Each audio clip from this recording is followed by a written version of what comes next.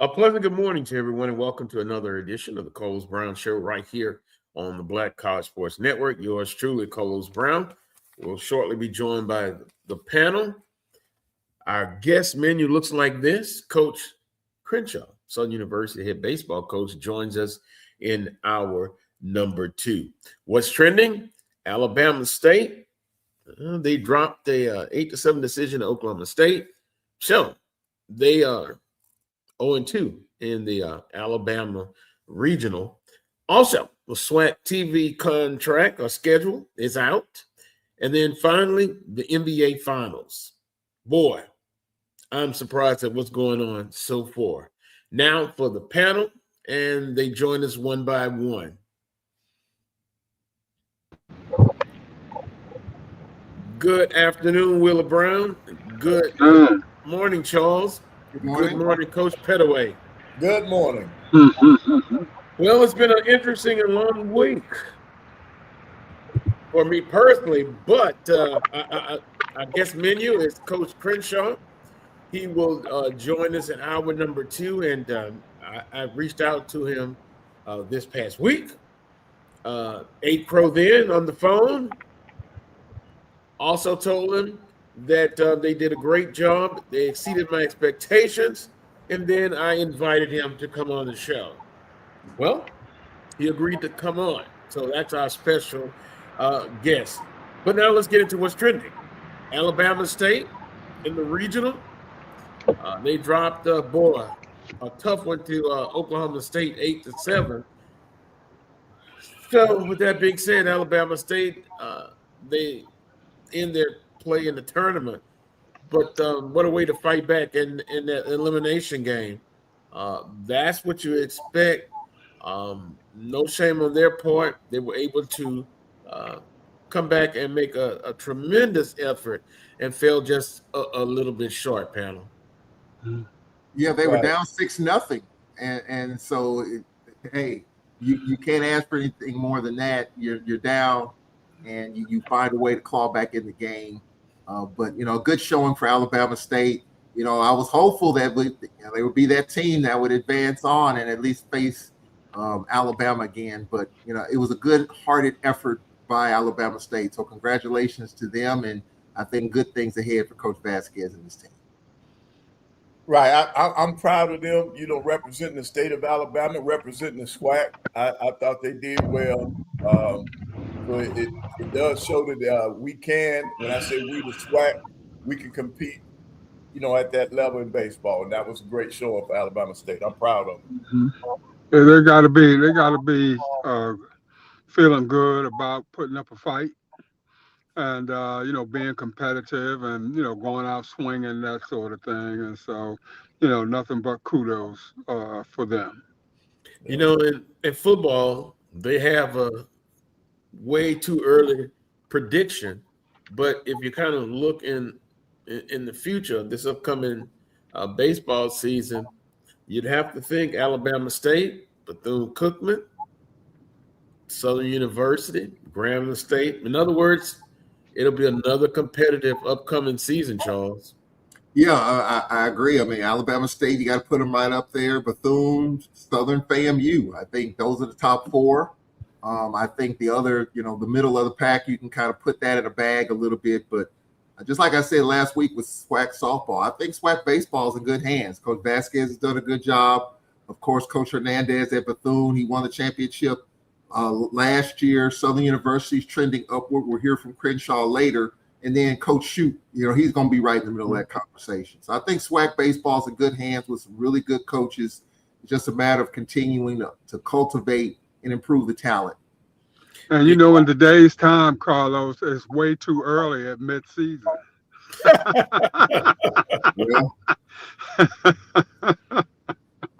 But and I forgot to mention FAMU. Shame on me. But then also Jackson State.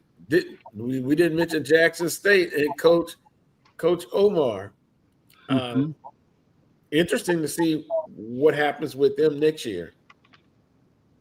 Yeah, they, and I know there's some hard-nosed, hardcore fans are like, what has Jackson State done over the last few years? And if you just look at the data, it has been a struggle for them to move on. They've either been two and done and 3 and done. And so that's what have you done for me lately?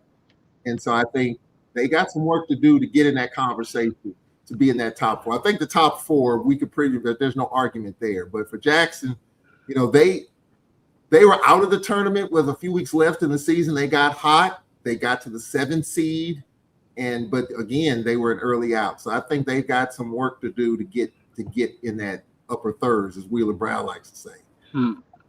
Well, I'm kind of scrolling, and I guess we can say congratulations to Jackson State, Academic Success Award winner.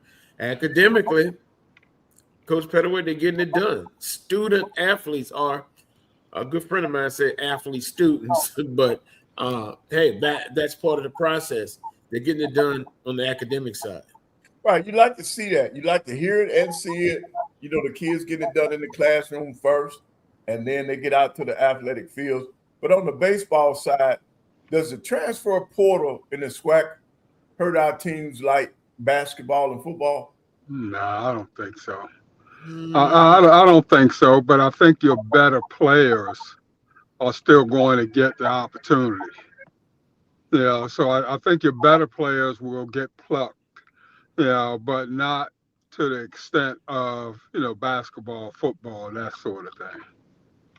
I do think it has dinged.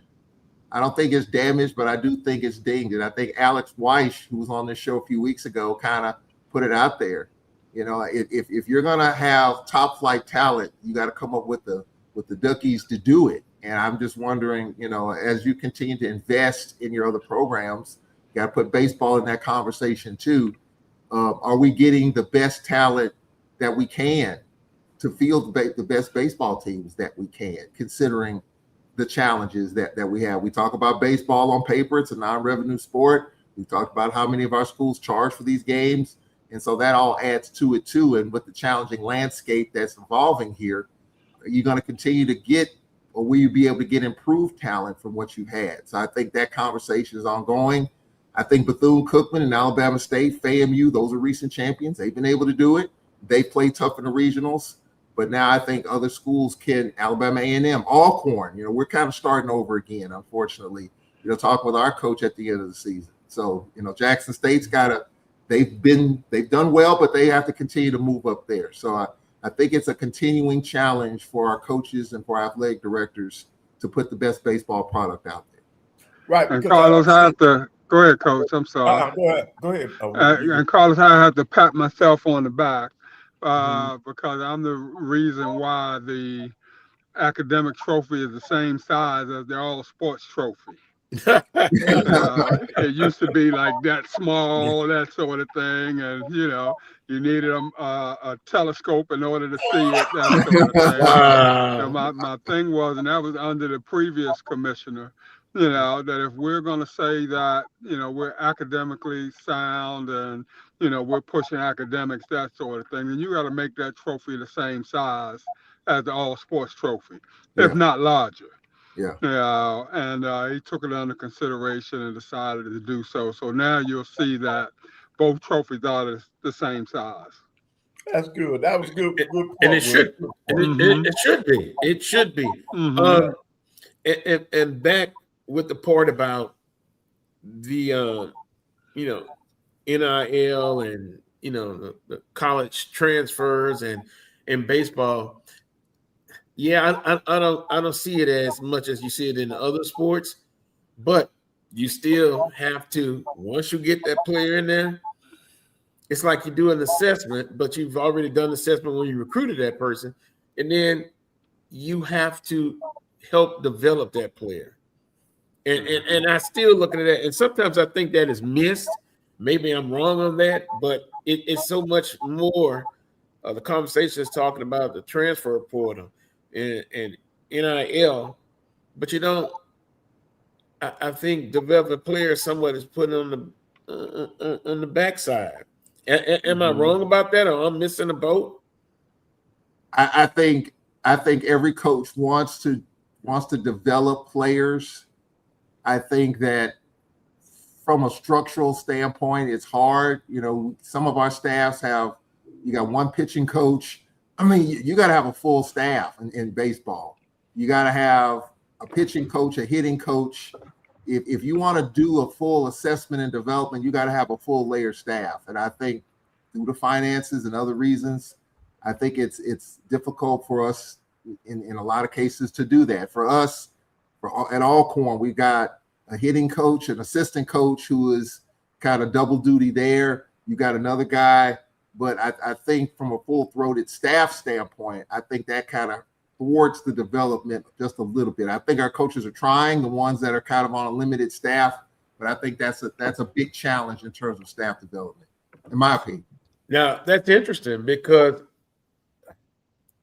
when talking with Coach Crenshaw, and I happen to look at the staff at Southern University, I don't think they suffer in that department. But now that's just Southern. I hadn't looked at all the other staffs. Some structural things as far as Southern University, a batting cage. That is something that is needed. They also have a baseball office only that's in, behind the outfield that they put up, that they built. So I can understand the point. Everybody's not the same. I was shocked when you talked about, and I know it's a non-revenue sport that some programs don't even charge admission. That was shocking to me. Well, Carlos, we always had to make our kids in terms of building our kids and developing our kids, that sort of thing. Very rarely in any sport do we get the finished product. We've always had to pride ourselves on the HBCU level in terms of development, that sort of thing. And that's why, from an administrative point of view, when you're looking to hire a coach, that's one of the main facets that you're looking for. Can this coach develop kids?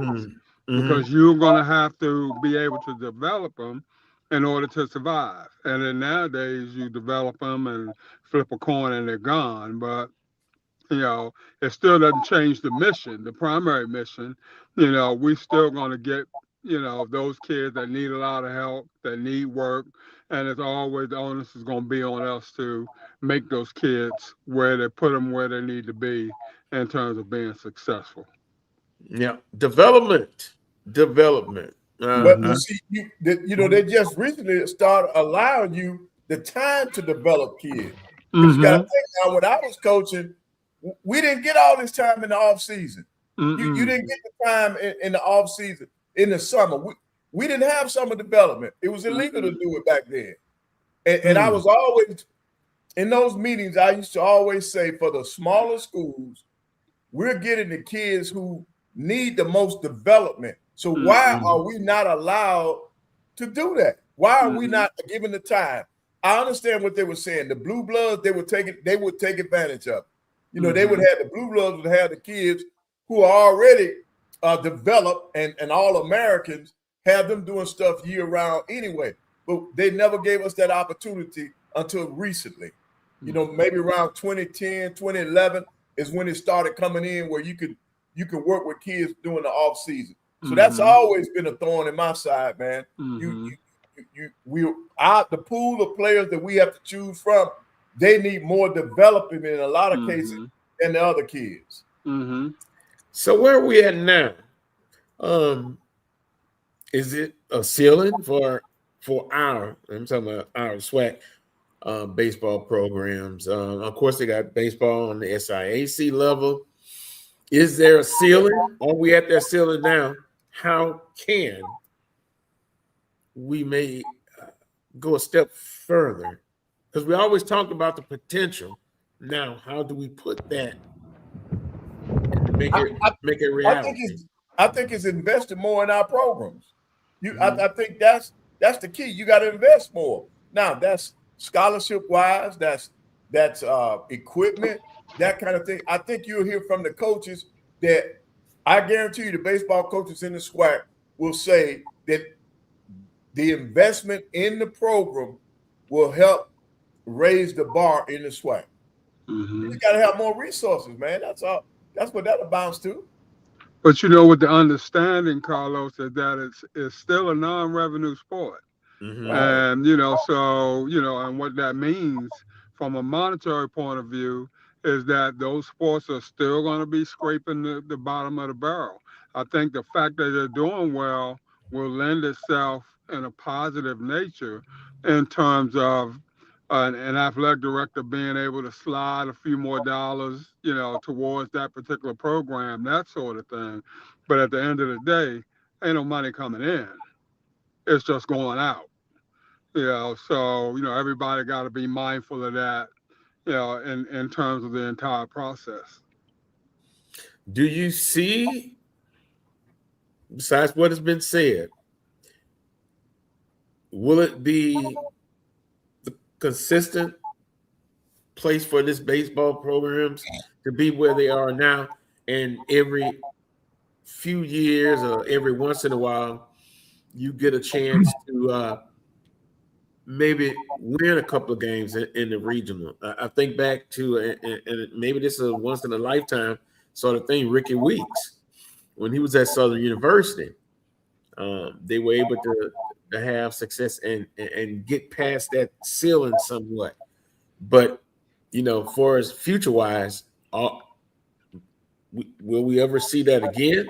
And again, is it we've reached our ceilings, and basically you win the tournament, you get in the regional,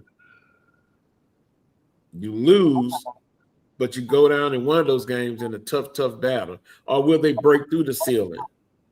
I see windows of opportunity. If you look at so if you look at Alabama State, what they did this year, obviously that Alabama game didn't get it done, but look at what happened in that second game against Oklahoma State. You look at last year, Bethune-Cookman, what they did last year in those two games, they were right there. And then Florida A&M, two tough battles the year before when they won the tournament. So are we creeping upward towards where we can break through? Yes. Yep. We still have a ways to go, yeah, but I think we're trending, I would say, in my opinion, we're trending upward. You're not going to see 10-0. You're not going to, at least we saw that game 1, game 2, Alabama State battle back against Oklahoma State. So I would say, yeah, there's a little light there, but we just have to continue to improve the product, continue to play some tough midweek games, which are important, because Alabama beat Alabama State 2-1 in a midweek game this season. So that's why I felt pretty good about Alabama State's chances. So I just think we have to continue to improve the product. As Wheeler said, from an administrative side, continue to invest. And it's a push and a pull. The pie is only so big. And so baseball coaches want a little bit more and a little bit more and a little bit more. And so there's just this balance trying to get everybody what they need, including baseball. So to answer your question, I say yes. I think there is a little bit of light there for us to break through and win a game in the region. And I would say, Carlos, that it's all going to depend on seeding. Because if we're going up against the number 1 team or the number 2 team in the country, that sort of thing, we're putting unrealistic expectations on our kids from the start. And the only way that we're going to get better seeding is if the conference's RPI gets better. And the only way that's going to happen is if your lesser schools in the SWAC start to put more money into the sport. The rising tide lifts all boats, as they say, that sort of thing. And so, if 4 of the schools are putting money in the program, but the other 7 or 8 aren't putting that kind of money in the program, the RPI is still going to be where it is, and the seeding is going to be, affected accordingly. So, to me, that thing is a collective thing, not just an individual school by school type thing. It seems like we're kind of going around in circle. We back to the RPI and the conference rating. And then if you kind of look financially, not many baseball programs are making money. I would say even at the top level, So it'll be interesting to see in the comments. You see develop more pitching, better pitchers, and we've talked about that before. Seen it personally in years past. You come in, you may have one guy that's just doing outstanding. Charles, remember we were at the LSU Regional? Chase Richard must have pitched 5, 6, 7 strong innings. He didn't want to come out. Kadar slowly came out to the mound and said, he had a pitch count, what have you. And they put in a relief pitcher, and wham, LSU jumped on him quick. Yeah. And that was the end of that. But I understand you have a process. He had a pitching, I guess, limit. Yeah. But I guess if you sit back, it's multiple things that need to be improved to have much better success. So I'm just thinking about that on the regionals, because you saw some teams that have baseball teams, right, but didn't have football. They did well, like Milwaukee. That's one. So I guess they could put most of their resources into baseball. Some of the teams had baseball teams and basketball teams, no football teams. Yeah. So yeah. Just interesting. Well, this year, I think what probably screams a little bit more is, and I think AD Drew just posted it too. Mm-hmm. There were some upsets. You had teams hosting regionals that got knocked out of the tournament. So the question is, if these underdogs can do it, how come we can't do it as a member of the SWAC representative? How come we can't do it? And look, baseball can be the equalizer. I mean, you got to have a lot of things come into play. You got to have solid all across the board pitching, hitting, and defense. And you do catch teams sideways. And I think you kind of saw that. I think you and even in the super regionals, you're seeing that as well. The home teams that have their back against the wall in the super regionals, like Auburn, for example, against Ole Miss and some other teams. West Virginia, who would have thought West Virginia is a win away from going to Omaha? You would think West Virginia is a baseball school, and you see the crowds in their super regional. So it can happen, and I think baseball is kind of the last vestige of that equalizer type thing, where you could be the underdog and you get some things lined up right, and you get a lot of confidence, and you can knock off the team with the huge advantage. But for us, as with most things in the world, guys, it's still black and white. Yeah. You call a spade a spade. It's still black and white.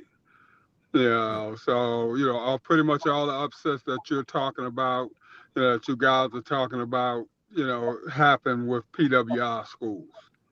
Right. And while they may not have the best of the best, they got more than we got. Right. See, that's just like Troy's in there now battling. You're right, Wheeler. Troy's in there battling right now, but Troy has more in their baseball program than any program in the SWAC. Yeah. Yep. Interesting. Because it's happened a few times. We've kind of talked about it. Jackson State Southern get a win, but from a consistent standpoint, it hasn't happened a lot. Every now and then.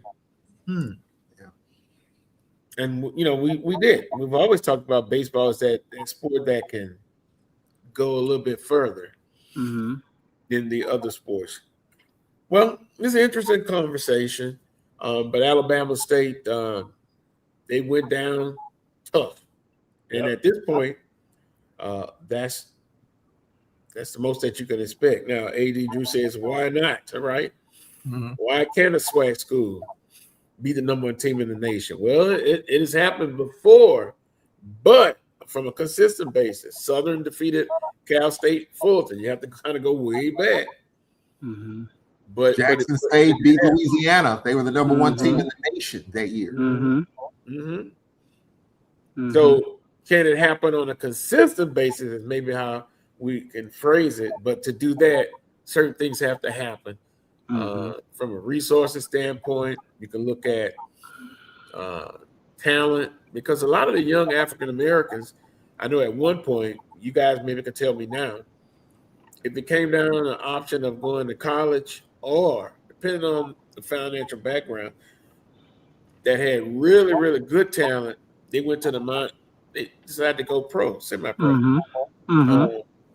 And unless that has changed. It may have somewhat, because when I look from the eye test, I see a few more African Americans playing on the collegiate level, but the majority of them still, I think, they go pro, and it could be because of the financial reasons. If you're good enough, where you get like we had a kid, Corey Wimberly, way back in the day, that was pro. I think he was drafted the Colorado Rockies, and so you have those outliers. You talk about Ricky Weeks, and there have been a few others, a handful, in which those guys were really good in college, and the pros kind of snatched them up there. But it's more the other way, and when you look at baseball, I remember a guy telling me one time, and this can go over to any sport.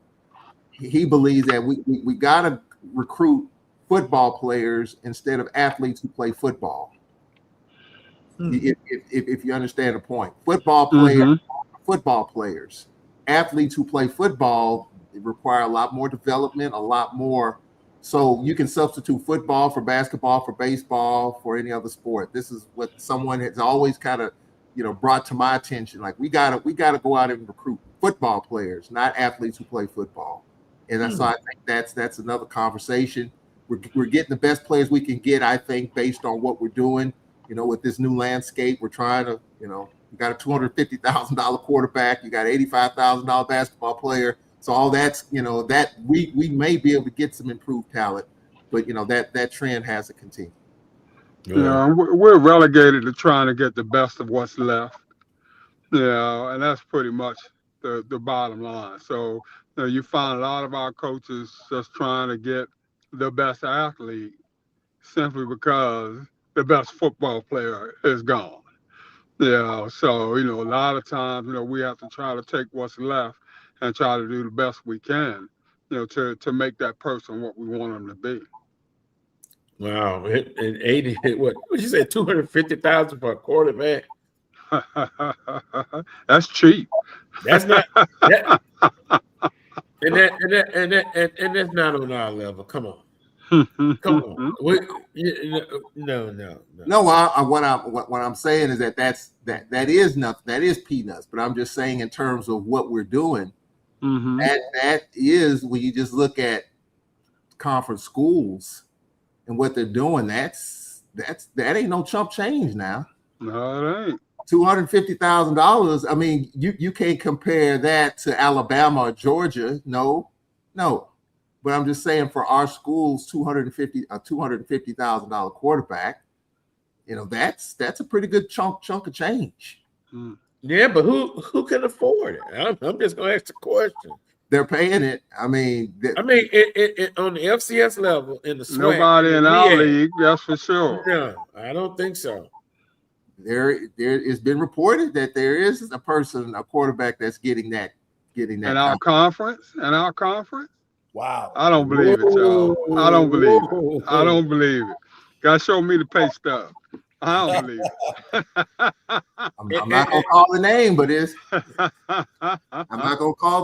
has been put out there, and we do know of an $85,000 basketball player that is signed with one of our schools from a basketball standpoint. That has been reported. Wait a minute. So no, wait a minute. Basketball, football as well? With no championship. And then once again, you will be put in the light of, if you're paying one person, you're talking about one person, right? Allegedly. Then what about the rest of the team? How would that make you feel? See, that's what I'm saying. That's why I'm more big on cost of attendance, which does cost. It does cost, but man, 250,000 spread among a whole basketball team, men's and women. Some all got some. You don't want some to get all. I've always said, if I'm the person that's keeping you upright and you're making more money than me, your jersey about to get dirty. That's all I'm gonna say. That's all I'm gonna say. It don't make no sense here. I'm battling, fighting, clawing, scratching, trying to keep the wolves off you, and I'm getting zero. Nah, Yeah. don't work like that. Well, see Somebody got to do something. No. I think that's the conversation too that we've had on this show before in terms of how do you spread the wealth to where everyone is going to be somewhat kind of sort of maybe satisfied, and that's a question that we brought up that I don't know if coaches are ready to talk about it or what. I mean, it's just, do you pay the quarterback because that's what the quarterback position demands and commands? We know what Patrick Mahomes is making. We know what the quarterback position commands. So even we talk about that particular $250,000 type thing for a quarterback, but that's the quarterback. And so I'm not saying I agree with it. I'm just saying this is what's out there, and we could fuss about it, cuss about it, but that's what's out there. And I'm just saying, if you want to be competitive, you got a head coach that's under pressure to win. You gotta have a good quarterback, a serviceable, productive quarterback if you want to win in football. And so you got to take care of the quarterback first and foremost. The other stuff, the running back, the receivers, the O-line, the D-line, all that will fill in. But if you don't have a quarterback, and we saw that at Alabama A&M, Brown went down. What can Brown do for you? He went down. And Alabama A&M was a team I had my eyes on. It was pretty impressive. Brown went down, and you saw what happened. They went down. Yep. So I'm just saying that we can talk about what the value is, but there's some positions that are just valuable, and they're going to get the gist of the money, whether we like it or not. Well, see now, Carlos, this brings another piece into play. I'm going to pay somebody like Willa Brown if I'm going to give some money, because as great as a quarterback he is, he can't do it without an O-line. Correct. That right. You got that right. And then that quarterback's going to have to understand that I'm paying you a little less in order to pay the guys in front of you a little more. Okay, so we can keep your jersey clean. And if you ain't down with that, this might not be the school for you to play at. You might need to play somewhere else. But we paying these kids this kind of money, Charles. They ain't won no championship yet. They ain't put no rings on nobody's fingers yet. That's just not making any sense to me at all. Now, I understand it's the times and all that kind of stuff to go with that. I understand that. The times is jacked up. That's all I got to say. Yeah, see, Willa, now as a coach, man, you got to go back to school just to learn how to construct a roster. You're right. Because you got to understand, what is it going to take to put a roster together when you got money involved? Mm-hmm. Carlos, is just like what you said. Am I supposed to pay everybody, or are you supposed to come in knowing that, hey, we only got X amount of dollars, we going to, in basketball, my point guard, my rebounder, and I'm looking at them first now. If I'm constructing the roster, I'm looking at paying that point guard. I'm looking at my best post player getting money before everybody else. Mm-hmm. Now, I will look at, is there a way for everybody to get a piece of the pie? But you got to go back to school, man. Just that's where talking to each other, coaches getting together to figure out what is the best route for our conference. What should we be doing? That's why I think that comes into play, man. How do we compete in the SWAC? What are we doing to construct our rosters? And Coach, what about invalid points? What about that guy's getting X amount of dollars? I'm not going to even say 200,000, 100, whatever. Then he goes down with an injury.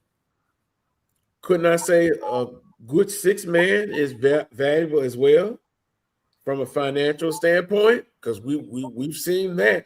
And then you have a philosophy. Coach Johnson was on last week. And, he told me off the record. He said the Coach Pettaway way. Have depth. Have depth. Yep. So I'm going back. You're going to pay your superstar X amount of dollars. But, and basketball is a little different than football, right? Football, you got 11 starters on each side. Basketball, of course, 5. But I really believe if there's such a player, and I see people in the comments saying they're alleges a 200,000, I believe, player. Oh my goodness. Oh my God. OMG. Shocking. It's probably going up too, Carlos. Every minute. And 2 minutes ago, it went up another 10,000. And I think that's what Nick Saban. I mean, this is a whole nother level. But you talk about cap limits. I wonder, is that going to come into play? I mean, if a quarterback now in this league is valued at 200, 250 in 2 years, what is it going to be? 300, 350? If you get a 5-star prospect that comes to a SWAC school, what is? And I mean, where's it going to end? Where is it going to stop? Is it ever going to stop? I mean, you're talking about $50-60 million football rosters, and we're talking about the whole nother level. But even at our level, in 3 years, do you think that 200,000 for that quarterback is going to be 400,000? I mean, I hope I'm wrong. But I can't see an ending to it right now. I'm telling you, Charles, that our schools is not going to begin, let alone end. It's not going to begin. We're going to have to collectively try to find another way, to get these things done. Our schools can't afford it.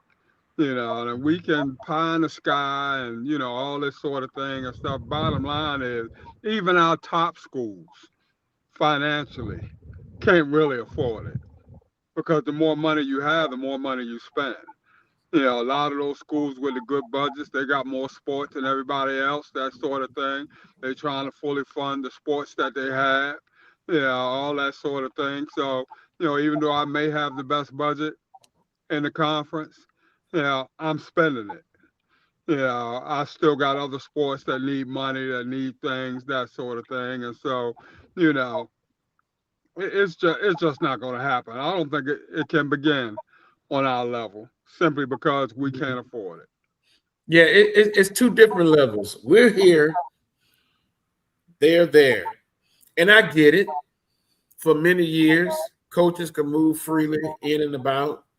They made a lot of money, of course, off the backs of the college athletes or student athletes. I get that. But on our level, it's nowhere close. And to compare apples and oranges, it's just not right. Okay, well, let me back up then. All right, so we do know. Let's just go to basketball. We do know that there is a team in this conference that had a $500,000, somewhere around there, $500,000 basketball roster. So we could ask the question: how are they doing it?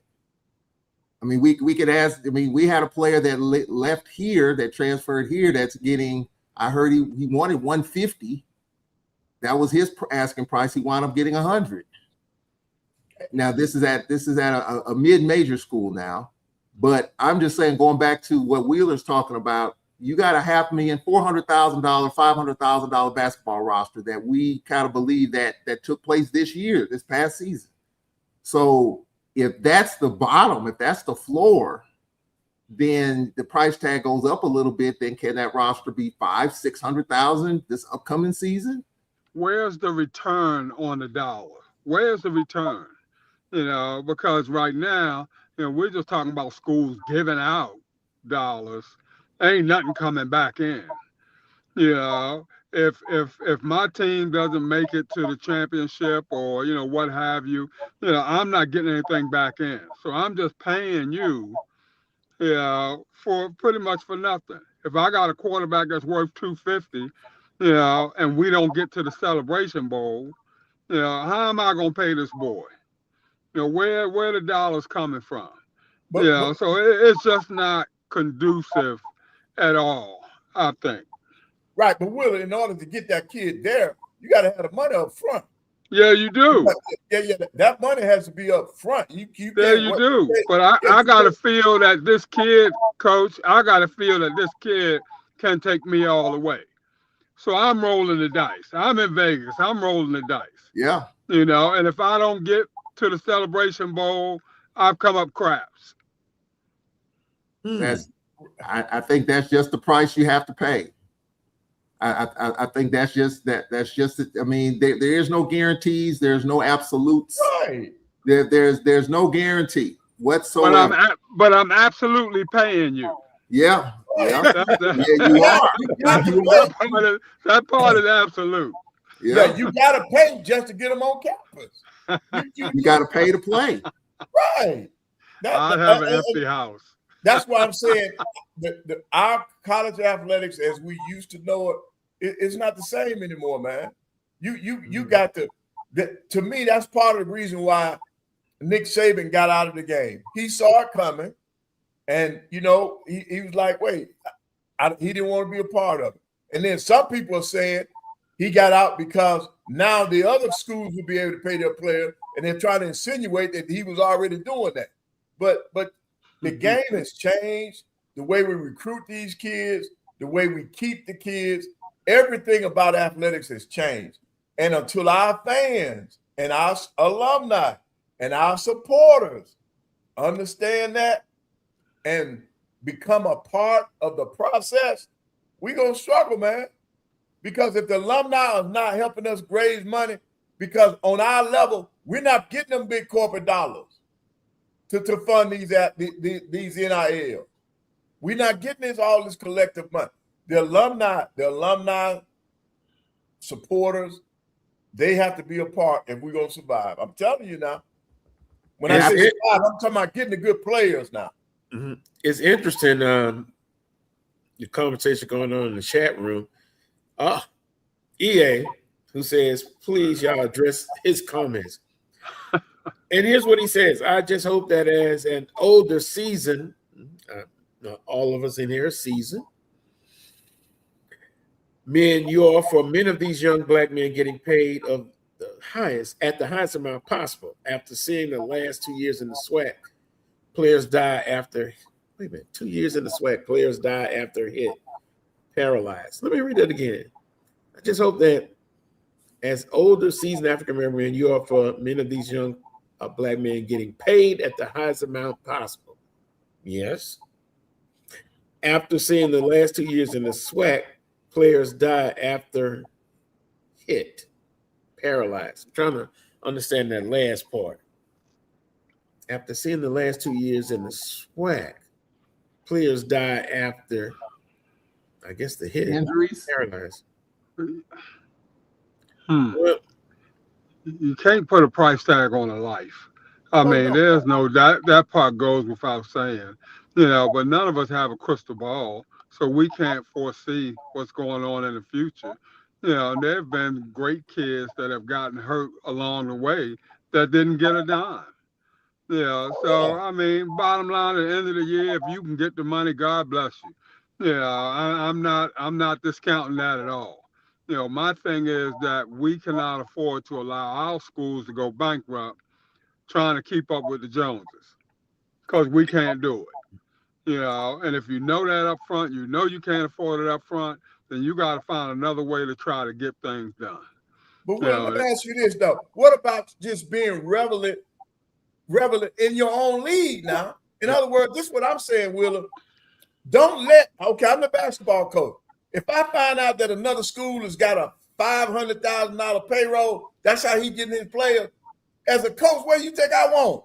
Yeah, I mean, and Coach Pettaway, I can understand that, and I can empathize with that all the way. And that's why I say that, it's going to take a collective effort, conference-wise, in order to put a handle on this thing. We cannot leave this to the individual schools, because we'll try to do like everybody else do, try to outbid this school, try to outbid that school, that sort of thing. So I'm all for, a quote unquote salary cap. If we got to do this thing, everybody agrees that the quarterback ain't getting but X amount. The left tackle's getting X amount. Everybody's on the same page in terms of what we're giving out. And then that way, if you can't keep up with the small Joneses, then you're going to get what you got. But what happens? Okay, let's just think. Let's not think Alabama, Georgia level. Let's think Southeast Louisiana level. They're an FCS program. All right, they're an FCS program, and I think some of our top tier schools in terms of budgets are kind of comparable, Southeastern. So if someone from Southeastern swoops in and wants that quarterback that was at your school. We're not even talking about SWAC. We're not talking about Alabama. We're talking about an FCS program. Let them happen. Let them. I mean, you're using University of Louisiana Lafayette. Okay, I know. Look, I'm saying Southeastern. I'm saying FCS school. Another FCS school. We're not talking about FBS. I'm not even counting that. That's a whole nother. Like we said, that's apples to oranges. But we're talking about the Kennesaw States of the world. We're talking about the Tennessee States of the world, but we know they've been in the news lately for other reasons. But I'm just saying other FCS programs that see that quarterback or that running back and is offering, I'm not even talking about the SWAC now. We're just talking about FCS. Then what? Let them go? I mean, you're not going to pretty much have a choice. I look at the CAA guys. The average budget in the CAA is like $24 million. That's the average budget, period. A&T got into the CAA with a budget of $16 million. Where are they now? So they walked in the door, $10 million in the hole, walking in the door, okay, with no visible means of closing that gap. So and our schools get into the habit of making those kinds of moves. If the average is 26 million and all I got is 16, 17 million, and I'm 9 million behind right now, nobody should be clamoring about why we're not doing well in our revenue sports. We're not doing well because our budgets don't equate. So I have to lower my expectations as an athletic administrator. But it's even worse in your own league. How would you feel losing a player to another school in your own league because they got more money than you to offer that kid? See, that's my concern. I'm trying to stay within the SWAC. How are we going to compete against each other when some of the schools got NIL money and the others don't? Or not as much. Oh yeah, that's good choice, right? Or not as much. But I look at Southern Coach with a $17 million budget, and I look at Valley with a budget of what, $5 million? Okay, is it realistic that I ask my coach to beat Southern in every sport, knowing that I'm walking in the door, okay, 10 million behind right away? But I'm going to ask him to compete. Nothing wrong with asking him to compete, but to expect him to win on a regular basis or her to win on a regular basis, that's not feasible. And you may catch lightning in a bottle, get the great player, that sort of thing. I guarantee you won't have him but a year. That next year he's going somewhere else, probably to the team that you lucked up and beat in the beginning. So you're playing against them because we allow transfers to go in a conference, and they ain't got to sit out. Boy, the conversation is going in the chat room. I didn't know if it was going to go this direction or that direction, so let me put a point right there. 7 minutes before the top of the hour, I got a call Thursday about the Legacy Bowl moving to Atlanta. And the insight that I got was, at first I thought about, wow, are they moving out because of gerrymandering and the law that took place in Louisiana, which that case went to the Supreme Court, right? That's a whole nother story, but it wasn't that. Then my source broke it down to me. In New Orleans, give or take, there's one Fortune 500 company. Guess who has a lot more? Atlanta. Yeah. And my inside source told me, who has worked with the Legacy Bowl since its inception, right? You want to see all the kids. Not only it wasn't really so much about the game. It's an opportunity for student athletes to get an opportunity to showcase their skills, right? And to the NFL. But a lot of people don't think about the job fairs they have. And this source told me you ought to see all the buses coming from Huntsville, Prairie View, Southern University, from Jackson, to take advantage of that. And they have CEOs who fly in from across the country, mainly from Atlanta, right? So you move it to Atlanta, they're right there. My source says it's, man, I can't even think of the number of how many Fortune 500 companies, but it's much more than Louisiana, New Orleans, and Baton Rouge. So that was the main reason to move it. And now you have all those CEOs. They don't have to fly. They're right there in the city. And they pay for a lot of the stuff, a lot of the kids to come. Now that bus, you can fly into the hub, the busiest airport or second busiest in the world. Then you're right there, right? So it's life beyond football. You come there, and he told me, instance, one of the Jackson State players was so blown away. Went to the job fair, was in the game, guess what? Had 3 job offers on the spot. So in the big picture, that's what it's about. In the big picture in our conference, I get it. You live in a capitalistic free enterprise society. Kids, student athletes try to get as much as you can, right? Don't put all the pressure on them to have to address other ills in our society. But if you can walk away and you've got a job like that, you can support your family, you can have a family, because there's life after athletics. So I just wanted to put that in there about the Legacy Bowl. It makes sense. Yeah. Back to our conversation. Guess what? God bless. Southern has an $18 million budget. I get it. Everybody's not at the same level.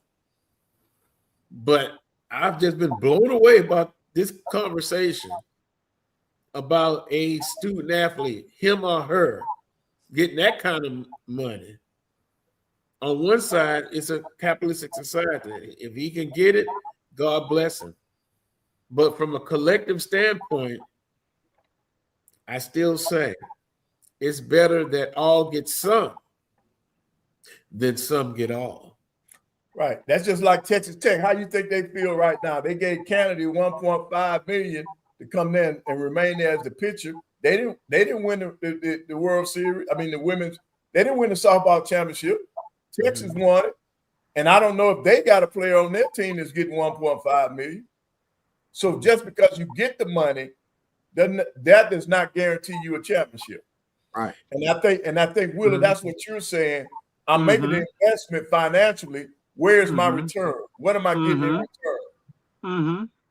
But the way society, I mean, the way things are now in athletics, you got to spend that money just to get the athletes now. It's no more. Carlos, the day is gone where the kids are coming because of the coach or because of the facility.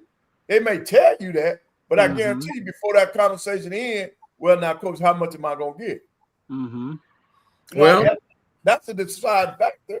And that's the first thing that comes out of their mouths from what coaches told me. They don't even start with the legacy of whatever school, whether it's Alcorn or Jackson. They were like, Coach, how much am I going to get paid? That's the first. I mean, so as a coach, do you back up? I mean, you have to reset yourself. You have to reset your thinking, because now all of a sudden it becomes a financial transaction. And instead of, you're going to get your degree, you're going to get a scholarship and all that other stuff that comes with it. But it's about finances first. That other stuff, you can fill it in, to me. Well, we had Coach Covington come on, new staff, right? Yeah. Go back and remember what he said. He didn't deny that this exists, what you're talking about. Yeah. But what did he say? He said, well, up front, he let them know, well, your path and our path is a little bit different. Mm-hmm. All I can offer you is a chance to come in, be a part of a family and a culture. We'll help you succeed. Mm-hmm. And I think that's very fair. It is. Very fair. Now, I'm not a coach. If I was in the coach at Coach Pettaway, in this point of view, I guess it's twisted now. It used to be this way, now it's reversed. And so if they ask you how much, I think about Kelby Givens. He may be accepted to the rule. And by the way, he's going to have a workout with the Buffalo Bills. He could have left. His brother left and became a coach at San Antonio. He could have left, but he was different. Yeah. Oh, he's an exception to the rule. Yeah. Yeah, he's an exception. He's an exception. He's an exception. Yeah, and you're going to run across that athlete whose parents already got money, Carlos. Mm-hmm. But, man, some of these kids, they don't have anything, man. And if they got an opportunity to help themselves and their families right now, trust me, they're going to take it. And I'm fine. And I'm fine with that. I'm fine with that. You know, but if the first thing that comes out of your mouth is how much money I'm going to get, to me, that's red flag. You know, can I truly coach this kid? You know, is he truly going to fit in, you know, with what we're trying to do here, that sort of thing? If that's the first thing that comes out of his mouth, as opposed to, you know, coach, I'm really looking forward to you helping me to develop and become the kind of player that I, you know, ultimately want to be, la-di-da, so forth, so on. You know, if that's not first and foremost, or at least second, you know, if the first thing coming out of your mouth is how much money I'm going to get, I don't know if I want to be in competition for that particular player. Now, Will, think about this. It changes our conversation. You're interviewing me. You know, one of the first questions I'm going to have is, AD Brown, how much am I going to have to go after these kids? Rightfully so. Rightfully so, because of the climate. You're exactly right, Coach. You're exactly right. Wow. EA says, and it should be. Ask any former player, AD Willer, walking around with arthritis everywhere in his body, if the culture is helping pay. But you know what? That's interesting. You made that choice to play football, right? I know a young man years ago, he had a choice. He chose baseball. You know what? Less structure, less stress on the joints. Yep. So that comes down to a choice. Also, don't you think a lot of this NIL money, I'm just asking a question. You look at, and I don't like to compare apples and oranges, but even on this level way up here, TV contracts, the money that is coming down, Willa, that helps sustain those power people a lot more in specific sports. If that TV contract wasn't there, what do you think would happen? I mean, Bill, you saw what the conferences gave out in the Big Ten and the SEC. So it is apples and oranges. Yeah, we'll never get to that point. No. Carlos, you tell EA, okay, I've torn up my left knee. I've broken my right ankle twice. Wow. Okay. I walk with a cane. I've walked with a cane now for the last 15 years. Okay. We're not getting $1 in return. Okay. But I would do it all again if I had an opportunity to do so. Because it's all about the other intangibles that you get, okay, from playing and being around the atmosphere and the whole 9 yards with that, the friends that you made, the camaraderie. I would not trade that in for all the money in the world. Wow. Bottom line. On that note, our guest is here. He's heard some of what we've been talking about. Coach Crenshaw comes up next, but we're going to take a timeout, put a button in that part of the conversation. Wow, I always learn something from these conversations, but I still stand. My slogan for today is, would you rather some get all or all get some? Oh, I like that saying. We'll be back after this timeout.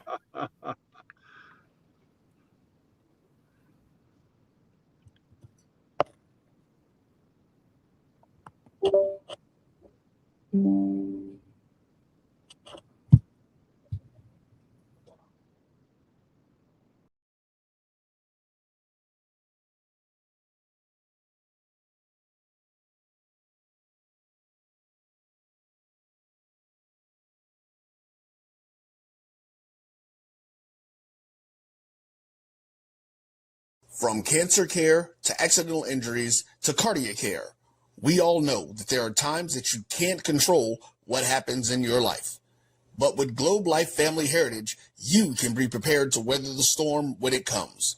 Call Dr. Beverly Eagle Rogers at 877-300-8269 or visit the website at globelifefamilyheritage.com. With over 25 years of serving communities, Dr. Beverly Eagles Rogers is here to help you and your family through difficult times. Dr. Beverly takes pride in Globe Life being one of the few companies that returns 100% of premiums to clients that stay healthy.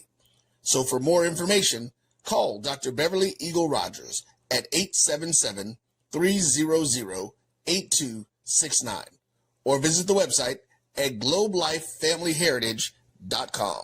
If you've ever told yourself, I want to get into real estate but don't know where to start, here's something just for you. From Friday, July 31st to Sunday, August 2nd, the Learn Real Estate Fast Masterclass is coming to McKenzie Office Park in College Park. You'll learn wholesaling, commercial investing, and how to purchase property with zero money or credit. I can tell you, education and access are everything. This masterclass is designed to give you both. Whether you're brand new or ready to level up, this is where you start making real moves. Enjoy free lunch, free study materials, and receive a certification of completion. So don't wait. Seats are filling fast. Do not sit on the sidelines while others build wealth. Take that first step toward ownership and legacy. Get your tickets now at learnrealestatefast.com or tickpick.com. For more information, call 678-859-3303. Master the market. Build your legacy. Secure your future today.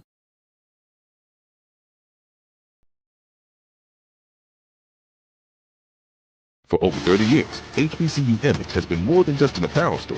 We've been a movement, a state, a legacy. We celebrate the pride, the purpose, and the culture that make historically black colleges and universities legendary. Whether you're a student or a lifelong supporter, our gear lets you wear your HBCU story with confidence and style. Because when you wear HBCU Image, you're not just wearing clothes. You're wearing culture. You're wearing pride. You're wearing purpose. HBCU. This is Ryan Fulford. AD Drew and I are co-hosts of the BCSN Sports Wrap. We talk about all things related to HBCU athletics. From the games, teams, coaches, and fan interest stories, we cover it all. You can find our shows on Facebook at BCSN Sports Wrap, YouTube at MyJBN Online, and everywhere you listen to podcasts like Anchor, Spotify, Google, and Apple Podcasts. You can also find the show on the Jericho Broadcast Network's app. Make sure to download. We look forward to you joining the conversation and being a part of the show.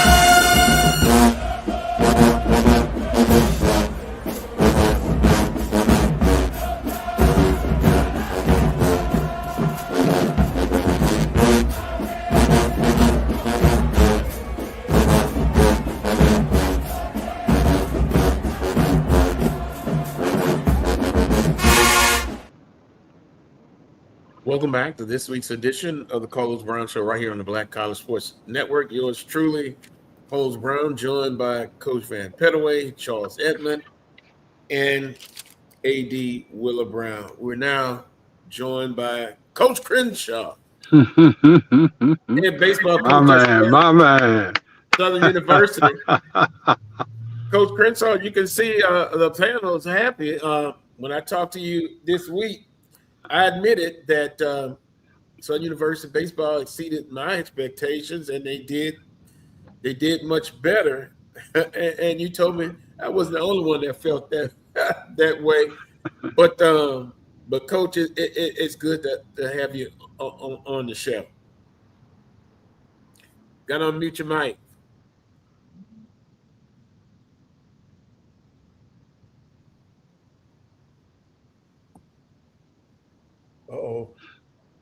We can't hear you.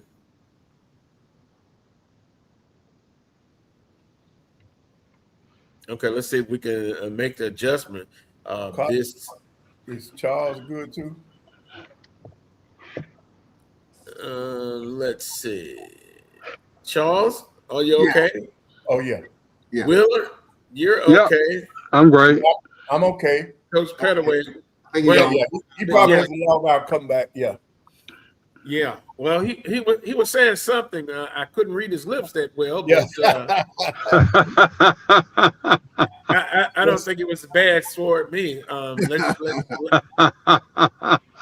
Let's see. Coach Crenshaw. Well, we're still not hearing him. Okay, we'll try it again. But I was kind of looking before we get him back in. 29 and 23 overall. And when they started out the conference season, they had three of the toughest, in my opinion, series. Of course, they had FAMU. They played Alabama State. And they also had Bethune-Cookman. Wow. Sandwiched in between what was Prairie View. But they also went on a tremendous conference streak. And then they finished 2-2 in the tournament. So remember, I talked about finishing in the top four. Mm-hmm. They did. In the regular season, they finished second. And then they went 2 for 2. They went 500 in the tournament. Now, Carlos, in baseball, do all teams play each other during regular season? Charles, I think they pretty much, unless it was a rain out. Oh, so it's only in softball where they don't do it. Yeah. Mm-hmm. Okay, yeah. I got you. Some one series, some two series, but I mean, it's either you go to Bethune-Cookman and play FAMU at home, or vice versa. So in baseball, I think as long as they're playing each other before you get to that tournament, because see, you don't want to be seeing a team for the first time in a doggone tournament. And that has happened in the past. Right. So I just hope that they go back, they continue to allow all teams to play each other during the regular season. Yeah. Let's see. Edwin says AD got my coach on mute in the background. Well, I don't think that's the case, because it's Brian Fulford is running the show. Let's see, Coach Crenshaw. Can y'all hear me? Oh, yeah. Yes, sir. There we go. All right. I think I had the microphone turned off on my computer. I had to push the buttons on my laptop. But Mr. Brown? Yeah, Coach. How you doing, Coach? Hey, doing all right? Hey, Coach Crenshaw. How you doing, Mr. Pettaway? Doing fine, man. Doing fine, Coach. Coach Crenshaw said in the opening, you probably heard me, but and he's laughing. Yeah, I didn't have faith in the Jaguar baseball team. But you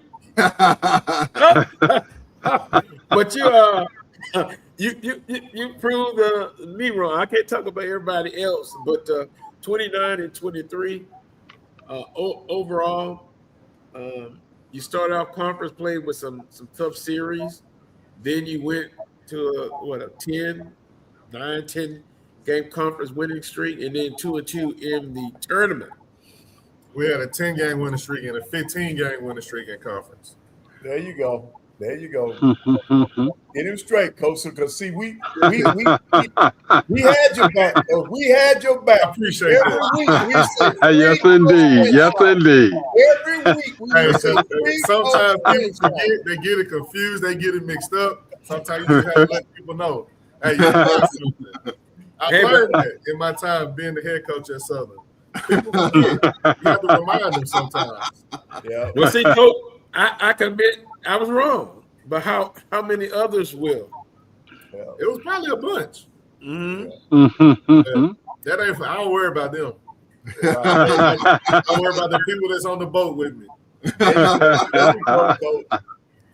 And speaking of that, Coach, reflect on the season. I kind of put out the highlights, but overall, if you sit back, reflect on it. It was a good season. We had, of course, 2 good runs. But sometimes in tournament play, things kind of don't go your way. You got to try to figure things out.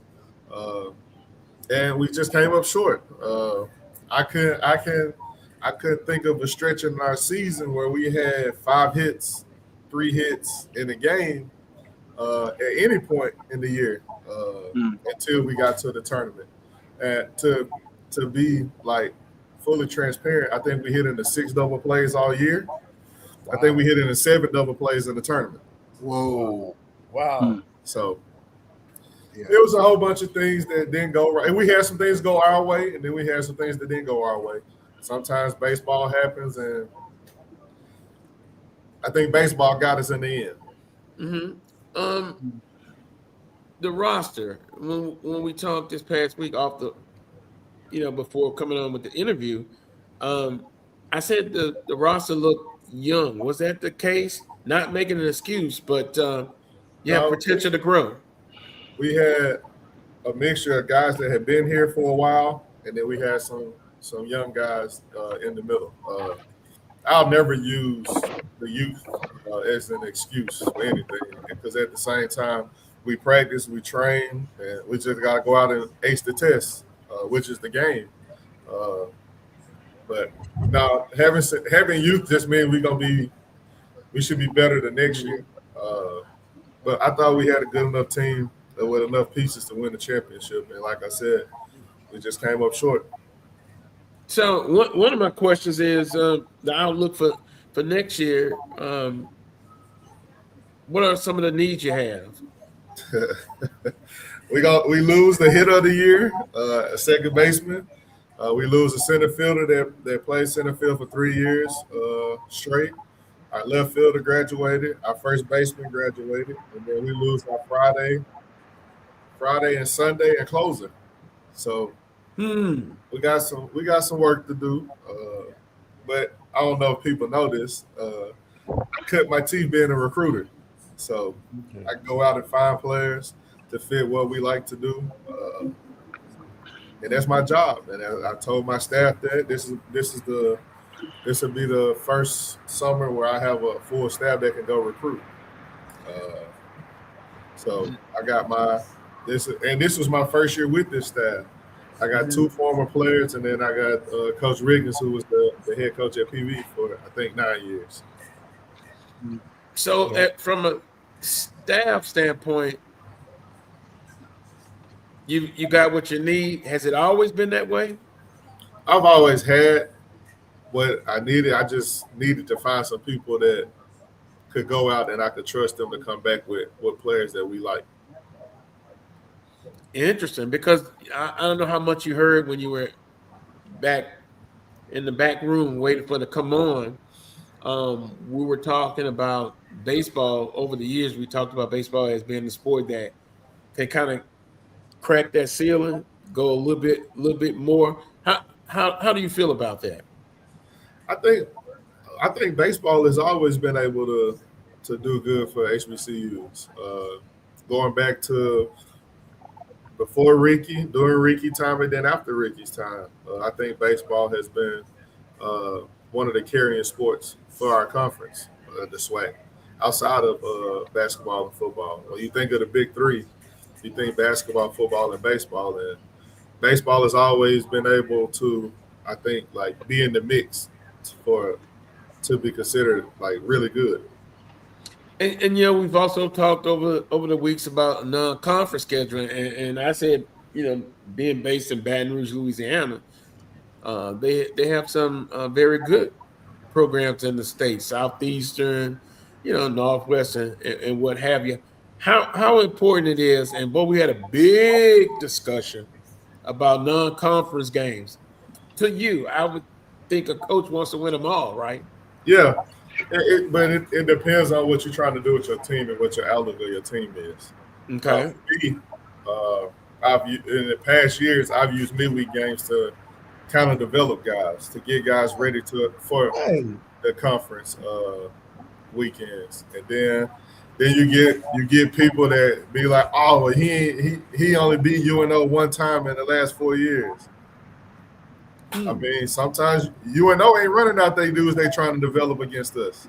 Right. They running out they dudes against us. Like I'm running freshmen out there. They running juniors and seniors that's been in their program for a while. Or they running JUCO guys out there that's been doing it and they want to beat us.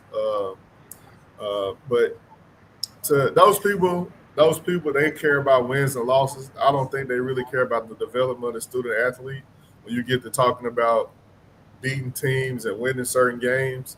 Because in the end, I want to win every game I play. Right. But in order for me to win all the games I want to play, I got to have some guys that's been in game situations that know that's failed and know how to bounce back and how to handle what it's like to pitch on a Sunday in our conference when the wind blowing out at Lee Hines and you've played 2 games already and you're trying to keep the score from being a football score. Like, you got to have some guys that's been out there on a Tuesday and pitched against those tough teams to understand what it's going to be like on the weekends when we playing against Jackson State, Alabama A&M, Grambling, or whoever in our conference that we play on the weekend series. Well, they're jumping in the chat room now. I'm gonna have to guard those questions real close because one of the guys is a FAMU alum, But yeah, you want to take a couple of questions, Coach Crenshaw? Yeah, that's fine. I don't mind. All right. EA says, serious. Ask Coach how FAMU and Bill Cookman has applied pressure to his and other SWAC programs. Hear that? Yeah, I told I said that when they first joined the league, they was gonna make the league better. I never they've done what I thought they would do. They're in Florida. Florida has a wealth of baseball talent. You don't have to leave the state to get good players. I have to go to Florida to find players. They are already there. So when I have to go into Florida to find players, I'm competing with them and all the other schools in the state of Florida as well. And same thing for Texas. When I have to go into Texas to find players, I got to compete with Texas Southern Prairie View and all those other schools in that state to get good quality players to come to Southern University. But no, FAM and Bethune they've done what I thought they were going to do. I thought they were good baseball programs. They're in a good baseball state, and they competing with the who's who of our conference. And to be in the top of the conference, you should be if the one of the top sports in your state is baseball. Mm-hmm. Well, Coach, let me ask you this: as far as Louisiana, Florida has more people, so I'm sure they're gonna have more student athletes, more athletes. But I don't. Correct me if I'm wrong. I don't think Louisiana's chopped liver. No, as far as having like baseball talent, no, we're not. But the people that look like us, baseball ain't the first sport they playing. Well, now we were talking about that earlier, Coach. Mm-hmm. Somebody brought it up. I won't brag, but from a financial, standpoint as well. I remember Coach Kadar telling me one time it's really financially a lot. Yeah, for some of our kids. $500. Wow. And then baseballs. I don't even want to talk about baseball. Baseball's running about You spend about $6,000 to $7,000 on baseball to make it through a fall. Then you got to spend another 6 or 7 to make it through a spring. So you're talking about $13,000-$14,000 Mm-hmm. Just on baseballs. just on Mhm. baseball. You ain't brought Don't a let your budget be $15,000 for equipment. So, Wow. but Why no, am I in not Louisiana, surprised? it's football, basketball, then baseball. Mhm. So But those guys that's good in football, they use in the spring to recover from what they did all fall, run up and beat up against each other. And then the basketball guys, their season go into baseball season. So if you play baseball, if you like baseball, you get into baseball 2 weeks, 3 weeks before they start the playoffs. Right. Hmm. And then you talk about plugging a guy in for 3 weeks that ain't done no baseball stuff.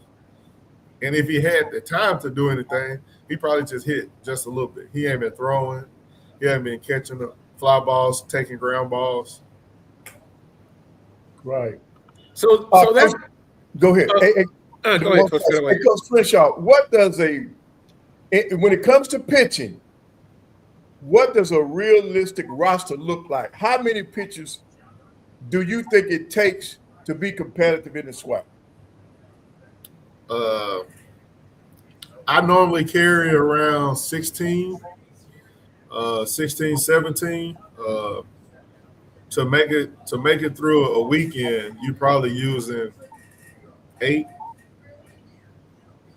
or 9. So then you got like 6 that you're using on like a Tuesday to get through a game. Right. When those 6 are probably not the top 6 that you run out there to win Friday, Saturday, Sunday in conference. So it's still development. Most coaches use that midweek I can't game. speak for everybody. For me, Mm-hmm. what we do, what I'm trying to do at Southern is I'm trying to keep from having to live in the portal and rely on other people's players that they let go. Interesting. I want to build from the program within. That's what If you look, after my first 2 years, my third and my fourth year, I had 13 freshmen, then I had 12 freshmen back-to-back years. I didn't go heavy in the transfer portal because those guys in the transfer portal, they looking for money. It's a few of them mixed in there that's actually looking for an opportunity to go play the game that they love. And I've hit on a couple of those guys in the portal to come play for me and show what they could do, and found themselves another way to get a chance to play pro ball. Man, that is so interesting, because Charles, we just had a discussion about it. Coach, NIL, cost of attendance, we were talking about that. And by the way, we have a poll. We need more people to vote. Some get all get some. That's the poll that we want you to take part in. But Coach,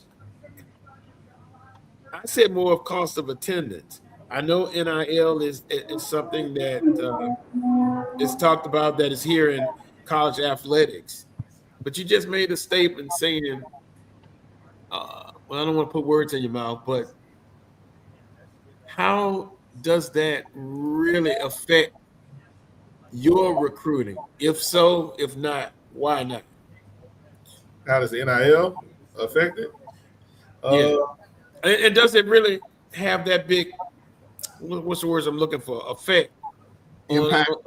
I've lost guys because we didn't have NIL. Mm-hmm. I've had a pitcher go to Dallas Baptist. I had a pitcher go to Sam Houston. I've had a pitcher go to Southeastern Missouri. So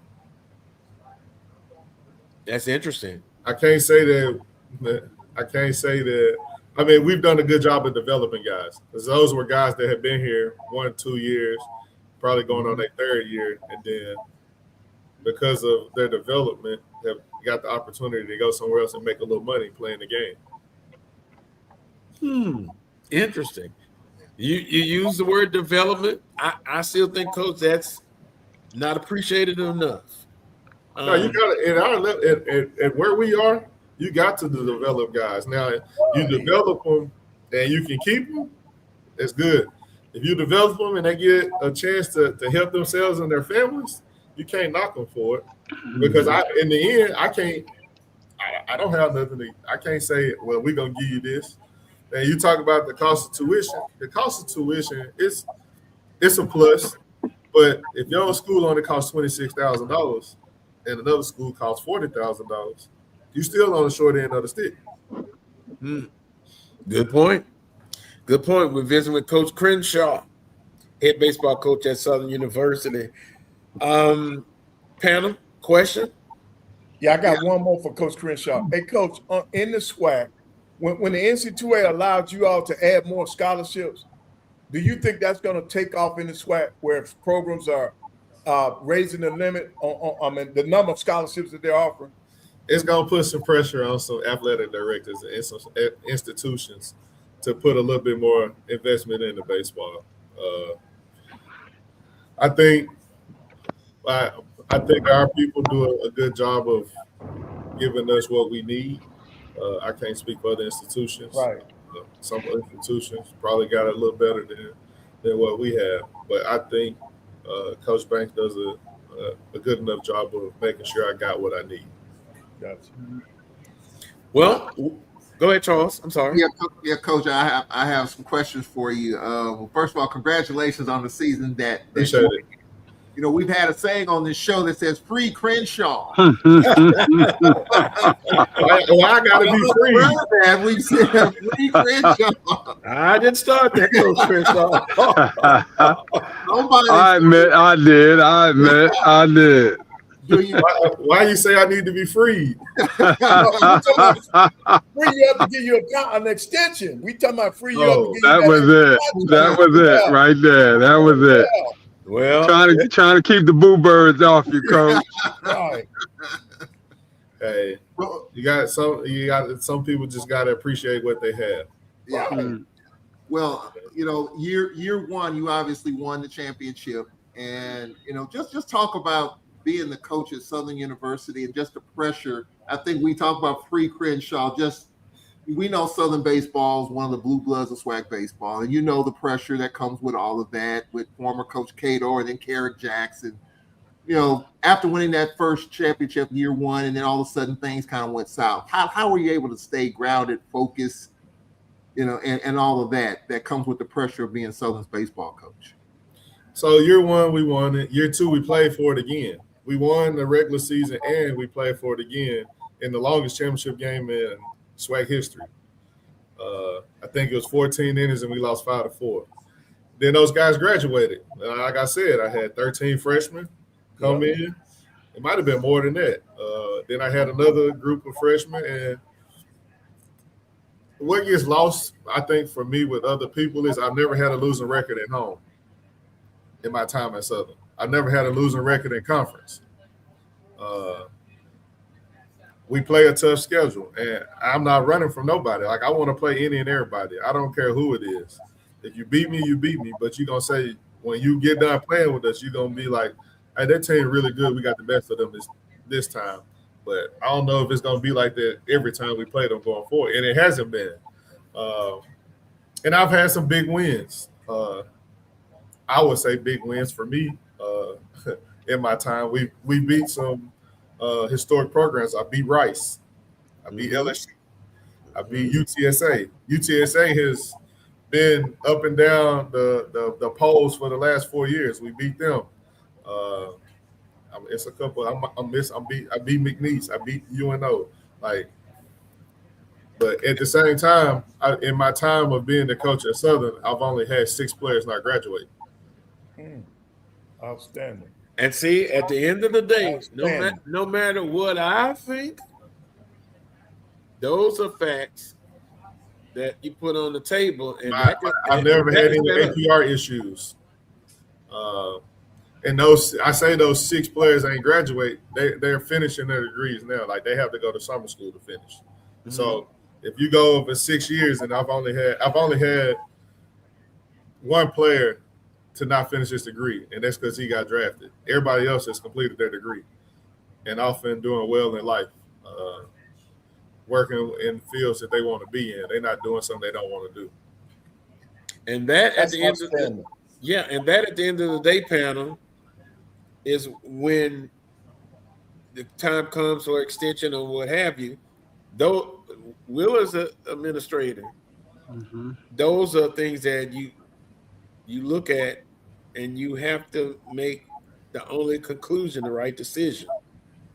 Thus, Coach Crenshaw should get an extension. I don't know, and I'm not asking you to talk about your contract, but you've gotten it done. You've gotten it done. Yeah, and like I have fun doing what I do. I'm living the dream. I got a chance to play for Coach Kadar, and I get to come back and coach where I played at. My dad played at Southern, so Oh wow. Now, I feel like I've done the best that I could with what I had at Southern. There you go. yes, sir. And I also said at the beginning of the season, the critical eyes were going to be in Baton Rouge and Jackson. Jackson you have a relationship with Coach Johnson at Jackson State, and you went 2-2 in the tournament.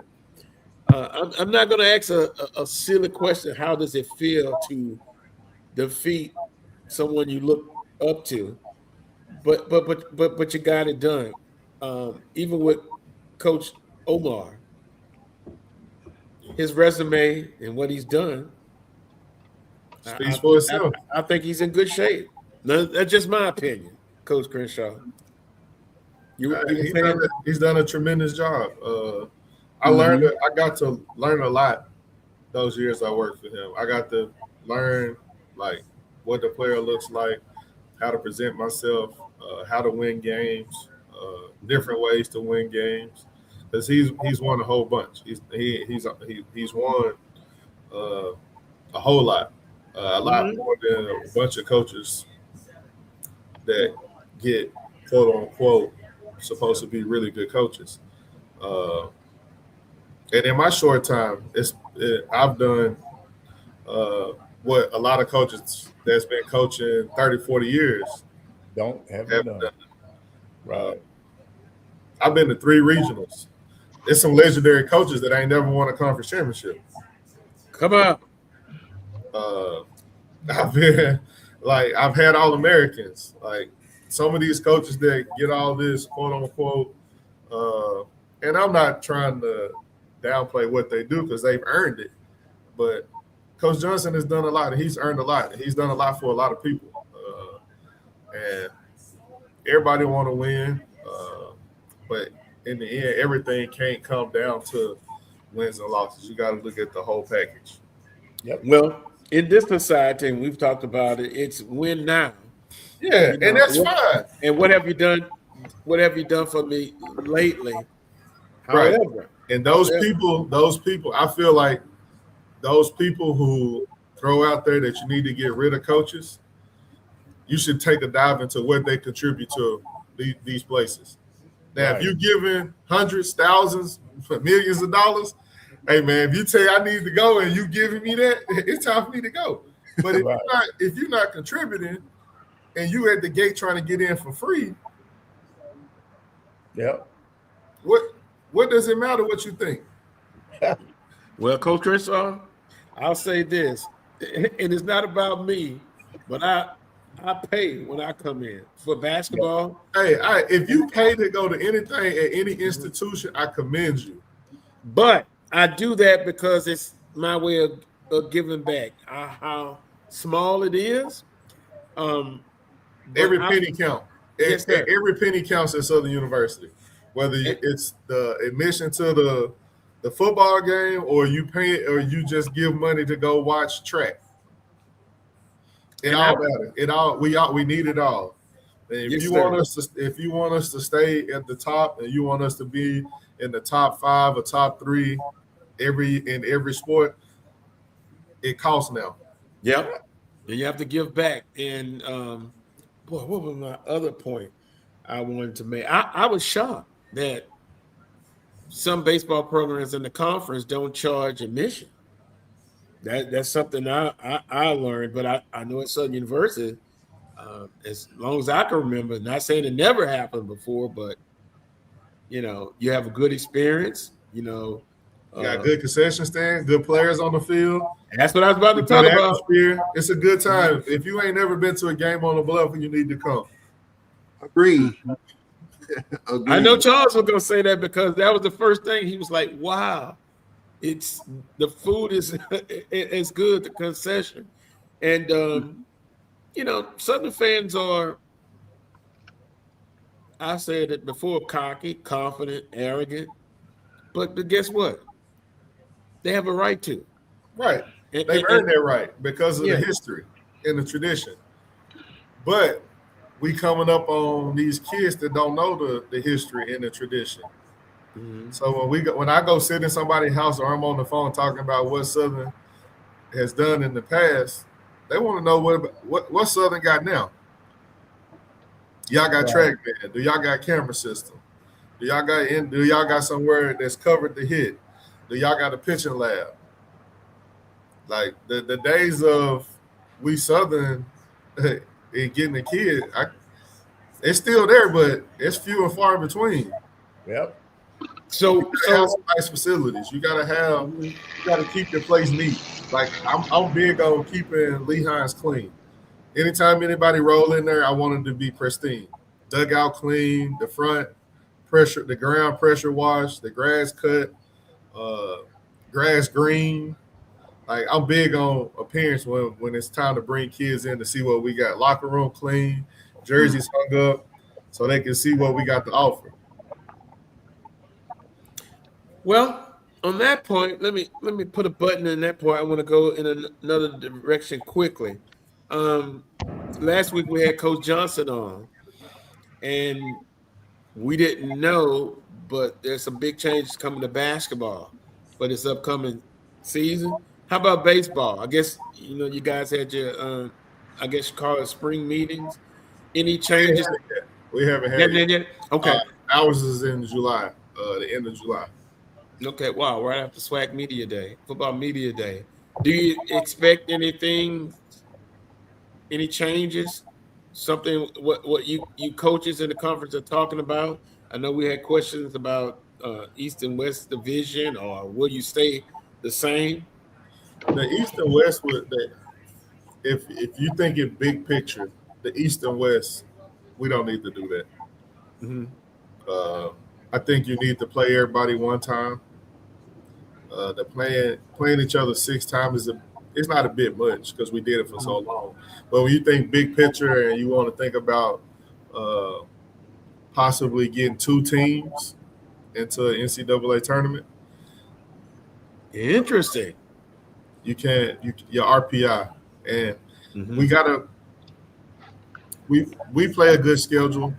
I don't knock anybody's schedule, but playing everybody one time and then you play a good non-conference schedule and you do well, you win those games and you win your conference. And you put yourself in a situation where it could be a 2 bid. Is that gonna happen anytime soon? Probably not. But is that a realistic goal, you think, in the future? It's a goal. I don't know if it's too much money in the other conferences for us to get 2 teams. It's a whole lot of money invested into baseball in different conferences than it is in our league. Like we got the money in our league, but we're not talking about. You talk about operation budgets for baseball at certain programs is $10 million. In our conference, it might be 5, between 3 and 5. So the haves is always going to have more. The have-nots, we just got to figure out a way to. And basically, our season is on one weekend. Mm-hmm. That's what it comes down to. You play. You want to play well the whole year, but you want to be playing your best baseball that last weekend. Ask Coach Crenshaw, does he think there should be a limit on scheduling lower division games? Again, it goes back to what you prefer. We play 2 but they're in the state. One is a part of our system. We play Southern New Suno Orleans, and then and we play. Loyola. So those are two programs that's right there. You still got to win them, whether you play them or not. Yeah. Well, I understand it. I think Sometimes. what they did for football, what I see the vision that they're doing for football is to bring in a little bit more money for athletics, for the programs. Or you bring in a quality opponent and you make money off the gate that when the teams come in and play you guys. Yeah, well, that'll be interesting for scheduling. I do believe you'll see more in-state schools on the schedule in the future, and it could be it could be out-of-state schools with bigger budgets where you go make some money. And I know I can say this, and people probably could care less, but I know who was that, Grambling? No, we went and played Georgia, and they had that freak accident. But if I would have been the coach, I mean, the kid probably would have played, but I would have tried to play some of everybody, because that's a story they could tell they kids when they grow up. Hey, I played against Georgia when they had such and such. Like, it's a guarantee game. I wouldn't treat it as a game that I'm going out there trying to like run my best guys out there to try to win that game. No, I'm taking this hit right now for the university to bring some money back, but I'm also going to try to play everybody on the roster to get them a chance to play, put them out there to see. And then they got a story to tell their kids, and then their kids might be interested in coming back to a Southern. Because, I mean, I was brought up to Southern because of the time my dad had at Southern. If my dad and I had a good time, I probably would have never considered Southern. And I was one of the top players in the state coming out of Tennessee when I graduated my senior year. I had a couple choices. I had a couple options to go, but my dad had such a good time, and then I had a good time as a kid when we used to come back to games on the yard. So, but that's just me. Like, I try to play, like, I will play some bigger schools to go get some money to bring back to the program. And it helps us on the back end when it comes to having money left over to make it to the tournament, or you got to change your travel up, or you got to stay here one more day, or you got to go somewhere early to play. I mean, it's an ongoing process with being the head coach, trying to figure out what works well for your program. Well, in our closing, and valid points, your staff, you kind of mentioned them, but here's the opportunity to talk about your assistants, because a lot of times they're not given enough credit for the job that they did a good job. First year, all of them. One of them, two of them came in January, and one came in September. They jumped in. They wasn't afraid to ask questions.